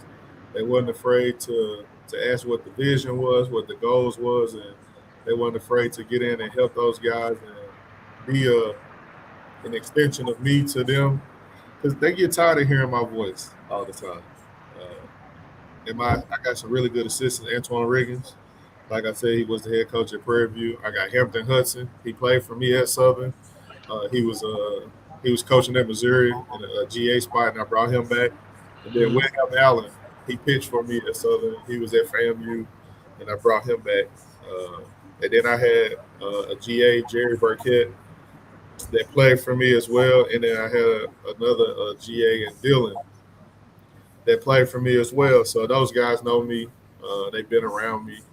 And they know how I want things to run. The only person that really had to work hard at trying to figure out was Coach Riggins. And he came as a sponge.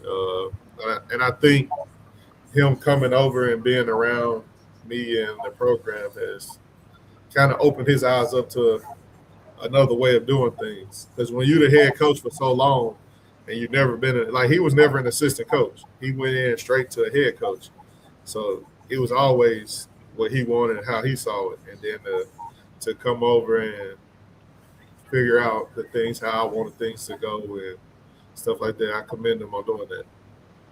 Well, Coach, I just want to comment on Coach Riggins. I didn't know he was on the staff until y'all came to Alcorn, and I'm like, that looks like Coach Riggins, and he was standing behind the batting cage, and I shook his hand.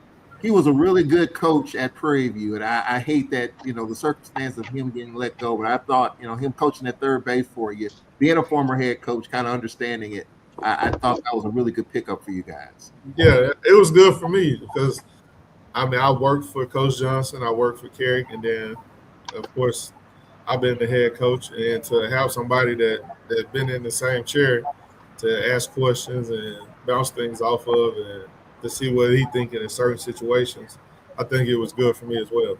Yeah. Coach Crenshaw, how important is it to have a pitching coach?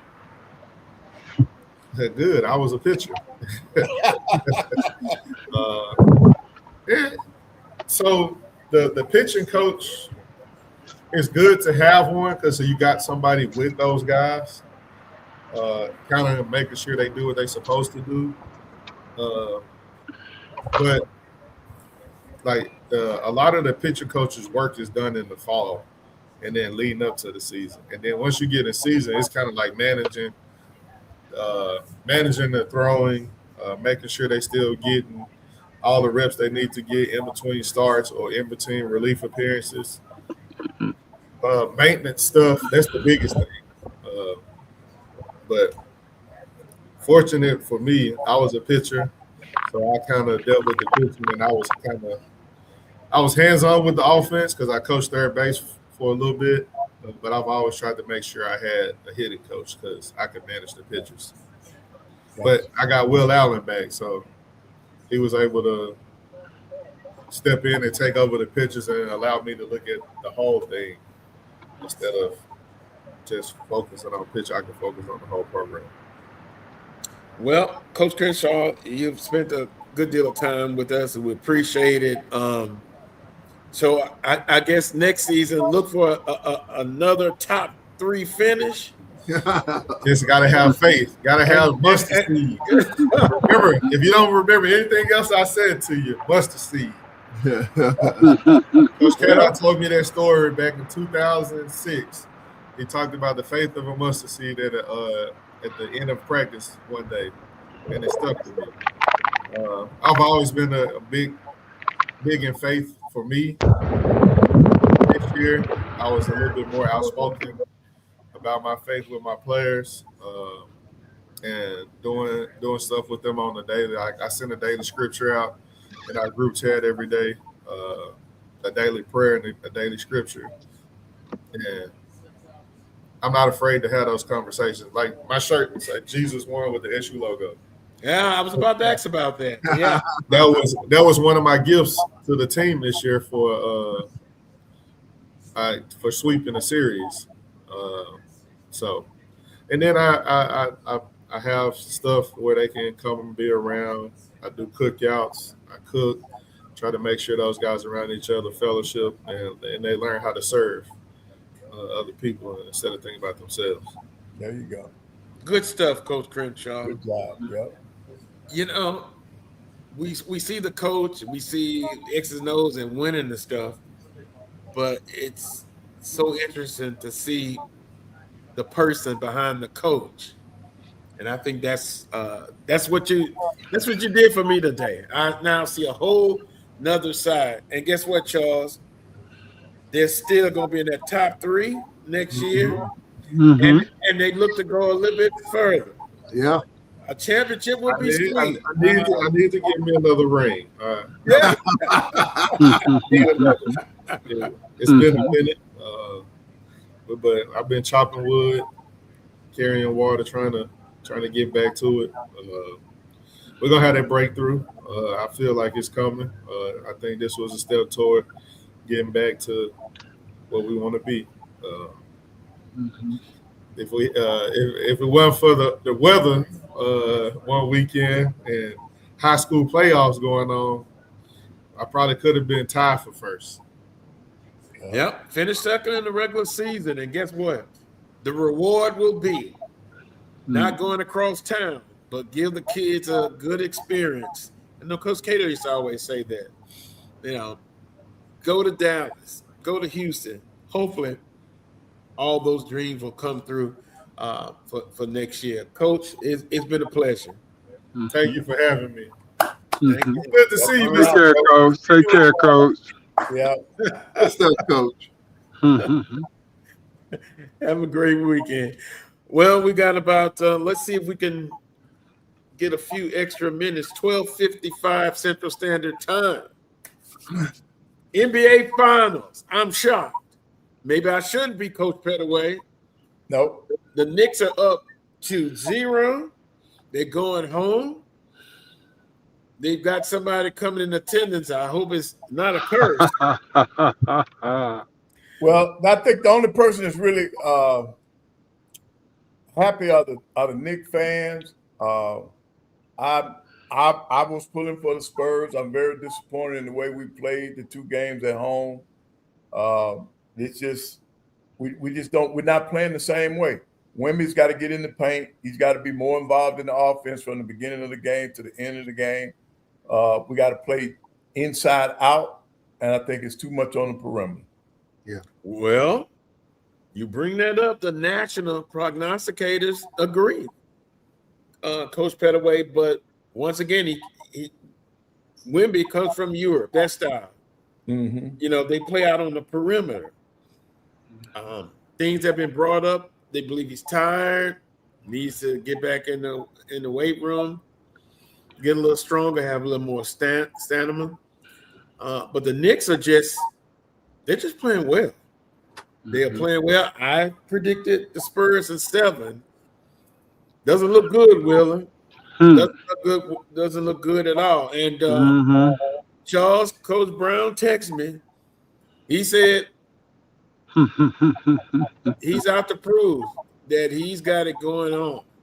Coach Brown, I am officially here to apologize. Don't apologize to eat crow like I did. I'm eating crow, apologize, all of that, because right now the Knicks are playing really, really, really well. Yep. Karl Anthony Towns, back during the trading deadline, he was on the trading block. They were getting ready to ship him off somewhere, but he hit Wemby's lunch. The Knicks are just a better team, and I need to start a GoFundMe page do you know what the ticket prices are going for game 3 in New York? The cheapest 3,000, 3,000, somewhere around there. 11,000 right now as we sit here at 12:56 Central Standard Time. Probably going up. Right. But the Knicks are well on their way. They don't have it locked up yet, but San Antonio's clearly on skates. I think it's going to be a madhouse game 3 Monday, game 4. I think the Knicks going to wrap it up. I don't think, like Stephen A. Smith said, I know you don't agree a lot of times with what Stephen A. said, but that environment at the Garden is going to be something that I don't know if the Spurs are going to be able to handle. Right. Probably the happiest person around there. Remember my old buddy, Coach Graves? He's a Knicks fan. Coach Graves, he got to be jumping up and down somewhere. Yes, sir. Yeah. But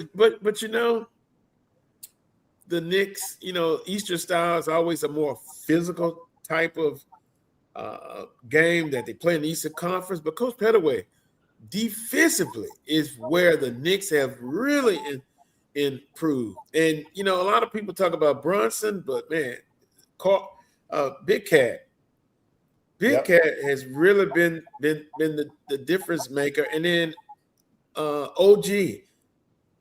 I didn't realize he was that big, 6'7", and their wing players are physical as well. Yeah, but Carlos, it's a lot of hand-to-hand. It's a lot of hand-to-hand combat out there now. They are really letting them guys play, man. It is very physical out there. I mean, I like it, but they just got to be consistent with it.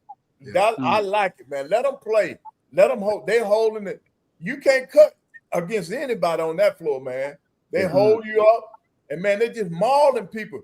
If you see them when they're dribbling the ball out of the half court, how they get mauled out there, man, it's unreal. You got to be strong. you got to be strong mentally and physically in this game now. Yeah. Well, reminds me of the 80s and the 90s, Coach Pettaway. Yes, sir. Mhm. The Yes, no sir. layup rule. Hand checking. What is that? Yep. But I Real think, basketball. Real basketball. Yep.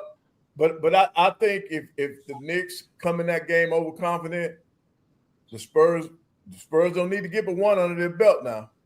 I don't think it's going to be a sweep. I'm going to be honest. I think so I think the Spurs' pride is not going to allow them to get swept, but they got to come ready to play and they got to play the entire game. See, they're only playing in spurts. They got to play the entire game. And if you look at it, Coach, just really look at it. The Spurs were up in game one. Yeah. Game two, they was up, but then the Knicks went on the run. We often talk about the games of full of runs. And then San Antonio comes back and catches up. And man, Wemby, to your point, Coach Pettaway, why they don't put him down in that paint? Right. And go. See, that's what Cat does. See, Cat He not ain't physical scoring enough. He ain't physical enough, Carlos. when they put He ain't got enough bricks. He ain't got enough bricks in his pocket. Yeah, when they put a smaller person on town, he takes him into the paint. Wemby, he taking him on the perimeter. He keeping Wemby away from the basket so he can't be a rim protector. And with his ability to shoot the three, you have to respect it. And so Wemby has to stay out there. Now he's not in there patrolling the paint, and they get in there. And then when he goes to the bench to get a rest, New York's whole entire offense changed. Everything is geared to get into the paint once he steps off that floor. Is about to ask something. But one of the things that I did not like the other night, they should have got a timeout when Wemby got that rebound before he turned the ball over. So there should have been a timeout right there where they could have advanced the basketball. Yeah. It gives you more time on the clock. So now you could get a shot and have an opportunity for offensive rebound.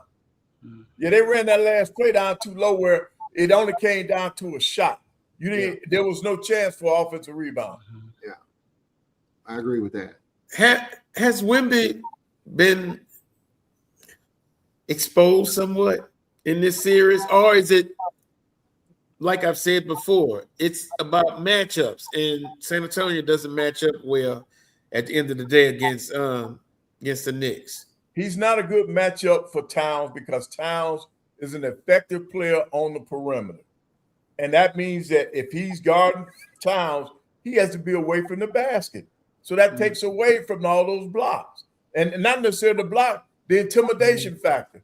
Because when he's in there, they alter their shots.